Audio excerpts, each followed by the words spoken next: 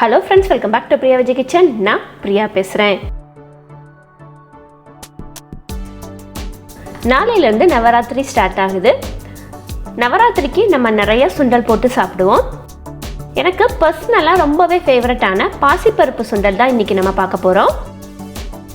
நல்ல மலர்ந்து வேக வச்ச பருப்போட கொஞ்சம் டிஃபரண்டான தாளிப்பு கொடுத்து இந்த சுண்டலை நம்ம இன்னைக்கு பண்ண போறோம். அடுத்து வரப்போகிற நாட்கள்ல வெவ்வேறு வகையான சுண்டல் ரெசிபீஸை ஒன்னொன்னா நம்ம பார்க்கலாம். இன்னைக்கு முதல்ல பாசிப்பருப்பு சுண்டல் எப்படி பண்றதுன்னு பார்த்துடலாம்.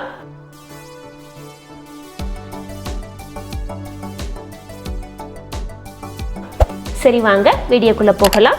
அதுக்கு முன்னாடி பிரியா விஜய் கிச்சனை நீங்க சப்ஸ்கிரைப் பண்ணலைன்னா மறக்காம சப்ஸ்கிரைப் பண்ணிக்கோங்க. பக்கத்தில் இருக்கிற பெல் ஐக்கானையும் பிரஸ் பண்ணிக்கோங்க. முதல்ல ஒரு அரை கப்பு பாசிப்பருப்பு எடுத்துக்கலாம்.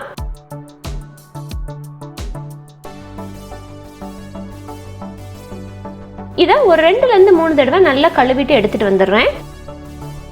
இப்போ நல்லா கழுவியாச்சு. இப்போ நம்ம தண்ணி ஊற்றி வேக போட்டுடலாம். தண்ணி அளவு வந்து ஒரு 2.5 டம்ளர் அளவுக்கு ஊற்றுனீங்கன்னா சரியா வரும்.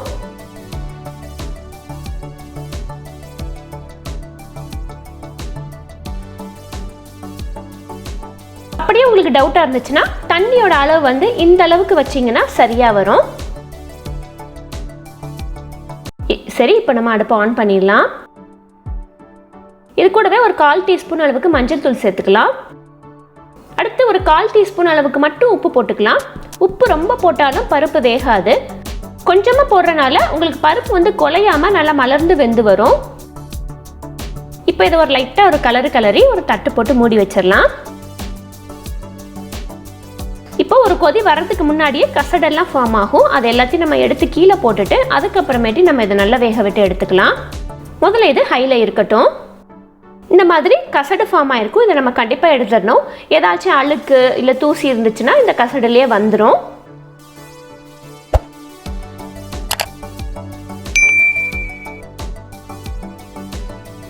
இதெல்லாமே கசடு. இதை அப்படியே நம்ம கீழே ஊற்றிடலாம். இப்போ ஒரு கொதி வந்துருச்சு. இதை வந்து நம்ம இப்போ மூடி போட்டு ஸ்லோ பண்ணி ஒரு 10 ல இருந்து 12 நிமிஷம் வேக விட்டு எடுக்க போகிறோம். இப்போ ஒரு 10 நிமிஷம் ஆச்சு. இப்போ பருப்பு வந்து வெந்துருச்சான்னு பார்த்துடலாம்.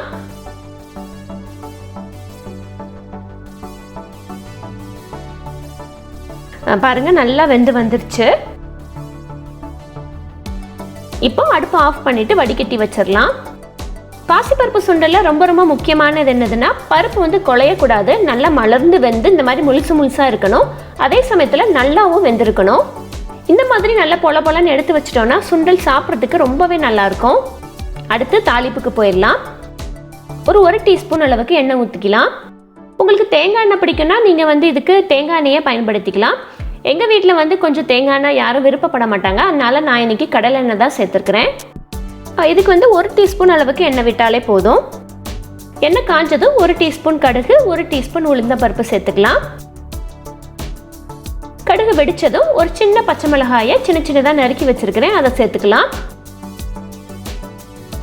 அடுத்து இது கூடவே ஒரு பிடி அளவுக்கு துருவின இஞ்சி சேர்த்துக்கலாம்.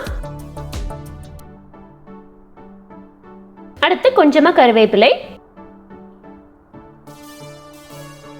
இதை ஒரு லைட்டாக ஒரு பரட்டிட்டு வேக வச்சிருந்தா நம்ம பாசி பருப்பை சேர்த்துடலாம்.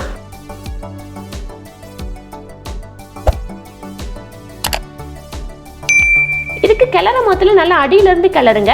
அவங்க பருப்பு வந்து உடையாம இருக்கும். இதுக்கு வந்து நம்ம வேக போடும் மொத்தத்தில் 1/4 உப்பு தான் போட்டோம். இப்போ மிச்சத்துக்கு நம்ம உப்பு போட்டுடலாம். லைட்டாக ஒரு பரட்டி விட்டு இது எல்லாமே கரெக்டாக ஒரு 1 நிமிஷம் இருந்தாலே போதும். அடுத்து இதில் துருவின தேங்காயை சேர்த்துக்கலாம். தேங்காயை போட்டு லைட்டாக ஒரு பரட்டி விட்டுட்டு அடுப்பை ஆஃப் பண்ணிடுங்க. ஆஃப் பண்ணிட்டு ஒரு 2 ல இருந்து 3 சொட்டு அளவுக்கு லெமன் ஜூஸ் சேர்த்துக்கலாம். இது வந்து லெமன் ஜூஸ் வந்து அடுப்பை ஆஃப் பண்ணிட்டு சேர்த்துக்கோங்க, மறந்துடாதீங்க. அவ்வளவுதான், சுவையான பாசிப்பருப்பு சுண்டல் தயார். இந்த ரெசிபியை உங்கள் வீட்டில் ட்ரை பண்ணி பாருங்கள். ட்ரை பண்ணி பார்த்துட்டு உங்களோட வேல்யூபிள் கமெண்ட்ஸை கீழே கமெண்ட் செக்ஷனில் மென்ஷன் பண்ணுங்கள். இந்த ரெசிபி வீடியோ உங்களுக்கு பிடிச்சிருந்துச்சுன்னா உங்கள் ஃப்ரெண்ட்ஸோட ஃபேமிலியோட ஷேர் பண்ணுங்கள். தேங்க்யூ. தேங்க்ஸ் ஃபார் வாட்சிங்.